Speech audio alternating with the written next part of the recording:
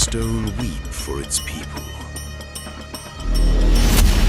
In the hills of Kakamega, there is a giant that has been crying for centuries.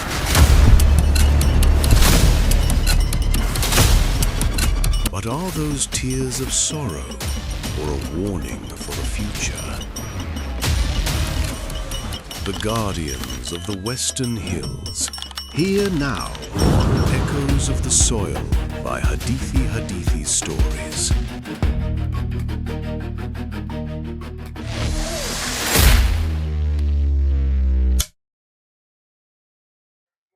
Mirembe mwesi, kama huwa, mbendi, mwena, oriena. You know? If you know, you know. But if you don't, then I'm here for you.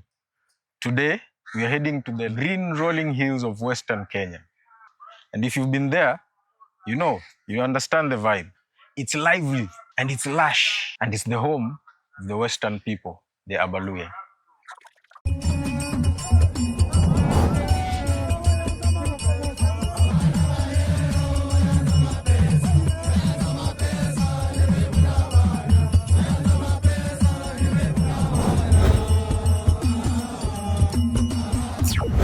Now, if you ask a Kenyan about it, they will probably first mention the legendary love for tea. And they are also very, very hospitable. And then there is Ingoho and Obusuma. That is chicken and a local meal called ugali.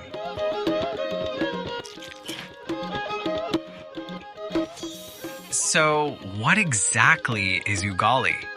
Ugali, my friend, ugali is not just food. Then what is it? Ugali is strength.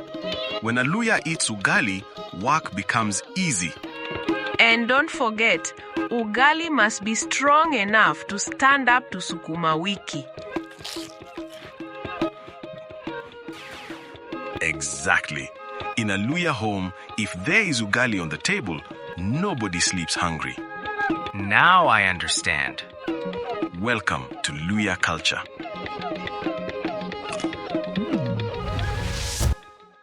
But there's a much deeper story to this. You see, the Luhya aren't just one tribe. There are 18 different sub-tribes, each with their own dialects, but sharing the same DNA. And a very cool history, which we're about to look at.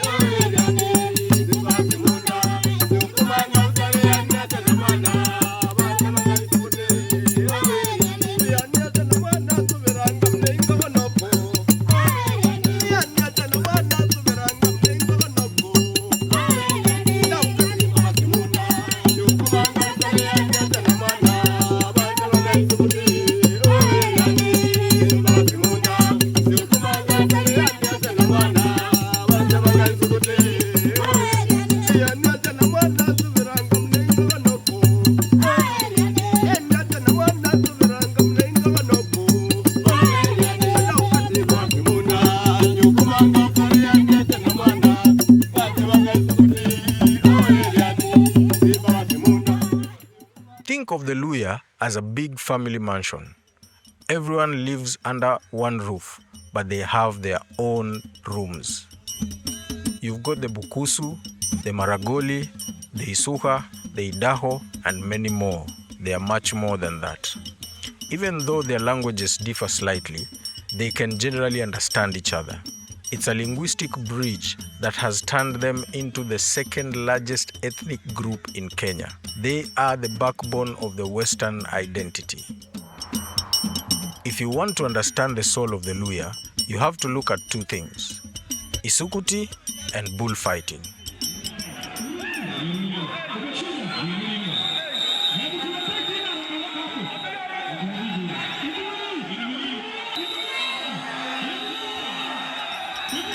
Isukuti is a high-energy traditional dance powered by fast-paced drumming. It's so culturally significant that UNESCO actually listed it as an intangible cultural heritage. It's played at weddings, funerals, passage rites, and even political rallies. If those drums start, you cannot stand still.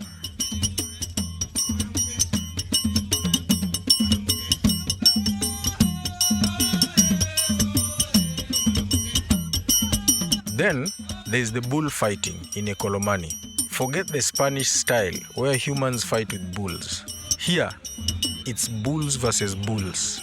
It's a massive community event, a display of prestige, strength, and loud cheering and crowds shouting.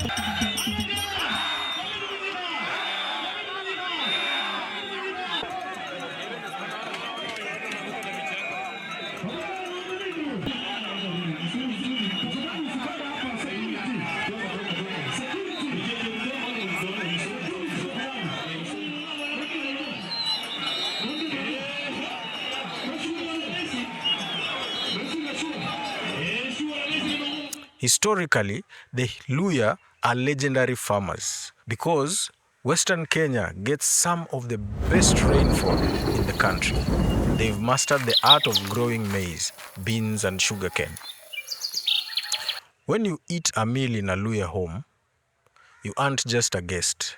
You are treated like royalty.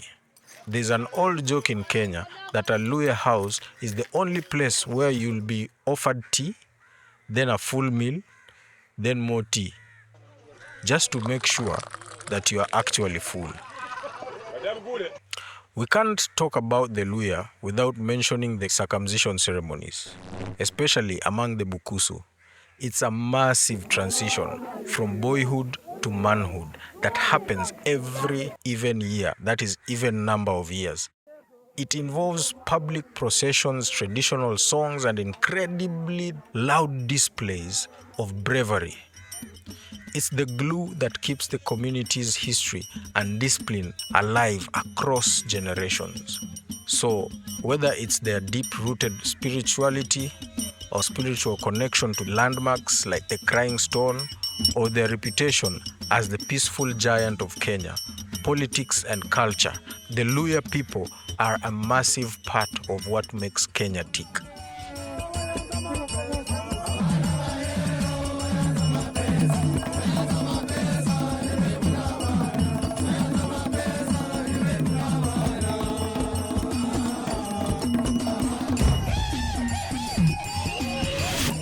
Kakamega Forest is often described as a living fossil. It is the only tropical rainforest in Kenya and is the last remaining fragment of the ancient Guinea-Congolian rainforest, which once stretched across the entire width of Central Africa to the Atlantic Ocean. Because of this unique history, the forest feels more like Western Africa than East Africa. The plants, birds, and even the snakes you find here are often the same species found in Congo and maybe Gabon and other West African countries. It is world-renowned for its bird life with over 360 species recorded. At least 16 of these are found nowhere else in Kenya except in the Kakamega Forest, including the spectacular great blue turaku, the blue-headed bee-eater, and the African grey parrot. You can spot 7 different species of primates, most notably the rare Debrasa monkey found in the northern Kisere section, the black and white colobus, and the blue monkey. The forest is home to massive indigenous trees, some over 700 years old, including the Elgon teak and the red stinkwood. You'll also find over 60 species of orchids and 400 species of butterflies.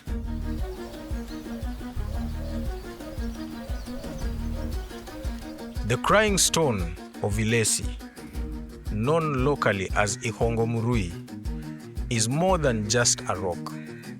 It's a cocktail of physics, ancient legends, and a bit of modern-day mystery. Standing at over 40 meters high, the formation consists of a massive granite-based topped with a smaller boulder that looks remarkably like a human head. It's a balancing rock that defies the ice. For decades, a constant stream of water trickled from a groove in the neck of the stone, running down from the front like streaks of tears. Even during dry seasons, the stone would weep. Geologists attribute this to a combination of groundwater seepage and the rock's unique porous structures that trap moisture. Many legends told about the stone give a much more dramatic story. One legend says the stone was once a man whose wife left him. He was so devastated that he turned into a stone, but his tears never stopped flowing. Another tale describes a war between the Luhya and the Nandi people. The Nandi believed the stone was the source of the Luhya's strength, so they tried to pull the head down with ropes to break the Luhya's spirit. But the stone wouldn't budge. Legend says over 100 Nandi warriors died trying, and part of the tears is the blood and sweat of that ancient struggle. But for the Isuha subgroup, the stone is a sacred shrine.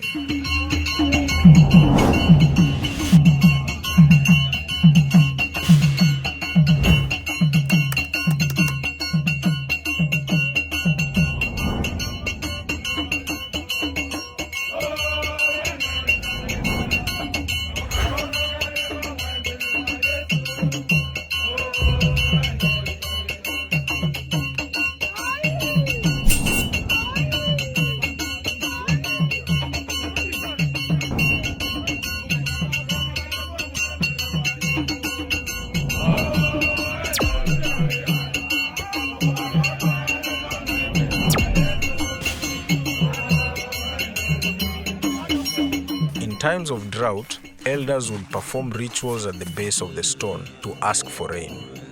The caves beneath the stone were, and sometimes still are, used for cleansing rituals for people who have broken social taboos.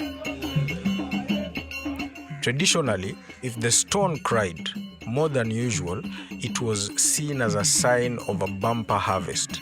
If it stopped, it was a bad omen. But if you visit today, you might notice something sad. The stone often isn't crying anymore. Most locals blame the planting of eucalyptus trees nearby. These trees are water guzzlers and have lowered the water table, drying up the stone's internal reservoir. Erratic weather patterns have also contributed to the tears drying up, leaving only dark streaks where the water used to flow.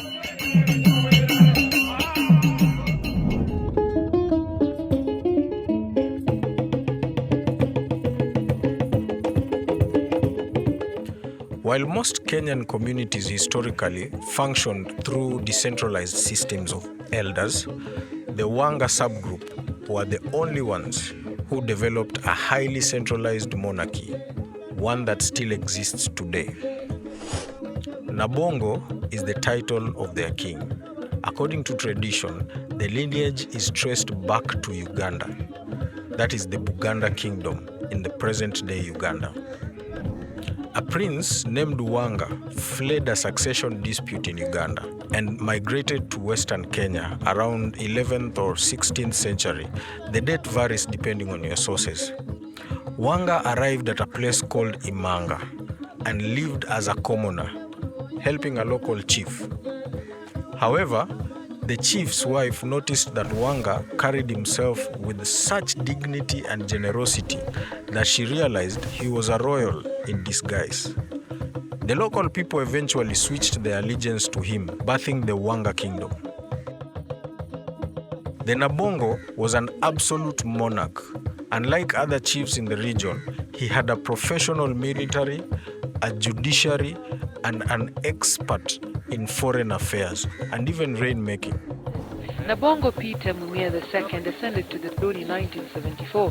His time is unlike that of his grandfather, the great Nabongo Mumia, whose reign and influence is still unrivaled. Whatever you saw today being blessed as the new harvest is for traditional foods. The monarch is hereditary. Today, the throne is held by His Majesty Nabongo Peter Mumia II, who has reigned since 1974. While the Nabongo today is a cultural and a ceremonial figure rather than a political one, he remains a deeply respected voice in Western Kenya, often consulted by national politicians. The most famous king in history was Nabongo Mumia Shiundu. That was in 1849 to 1949. He was a master of survival and diplomacy. When the British and Arab traders arrived, Mumia realized that resisting them would be futile. So instead of resisting, he collaborated. He turned his capital into a major trading hub. Because of his influence, the town was named Mumias in his honor till today. The British were so impressed by the Wanga's organization government that they made Mumia a paramount chief. That is essentially, they used him to help administer almost the entire Western Kenya and parts of Uganda. If you visit Mumias today, you should go to the Nabongo Cultural Center and Shrine in Matungu. It's the spiritual heart of the kingdom. It houses the tombs of past Nabongos, including Mumia and even the founder himself, Wanga. You can see the sacred spears called Likutusi and Lishimbishira and the copper bracelets that symbolize the king's authority.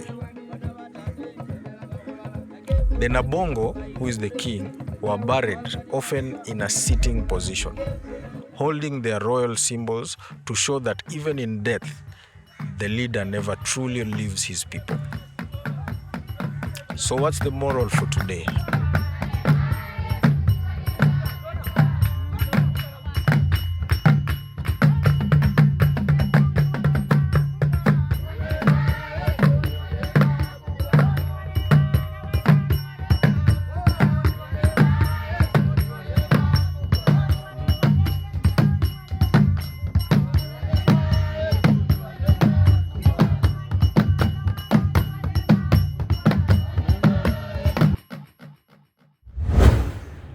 As we always do, we end this story with this lesson. Just like the giant stones of Kakamega, our culture is supposed to be our rock. In a world that changes every second, the Luhya traditions remind us to find something unmovable, a set of values that stand the test of time. This has been your host, Silas Enane. Thank you for watching. Imagine a lake so vast it feels like an ocean. Beneath its surface, they say, lives a power that can give life or take it away. For the Luo, water isn't just a resource, it's a portal to the spirit world. Echoes from the great waters. Coming soon on Echoes of the Soil by Hadithi Stories.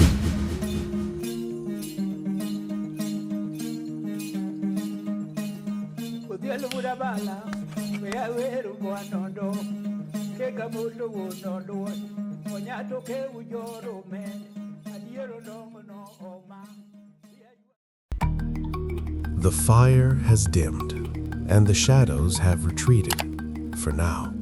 But the stories we've shared today don't end here. They travel with you, woven into the fabric of your day and the rhythm of your heartbeat.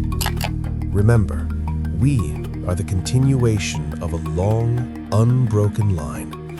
Every legend told and every ancestor honored is a light for the path ahead.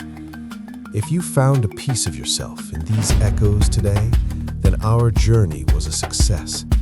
Join us again as we peel back the veil of history once more. Until then, looking to the past to find your way forward. I am your host, and this has been Echoes of the Soil. Stay curious, stay connected and keep the stories alive.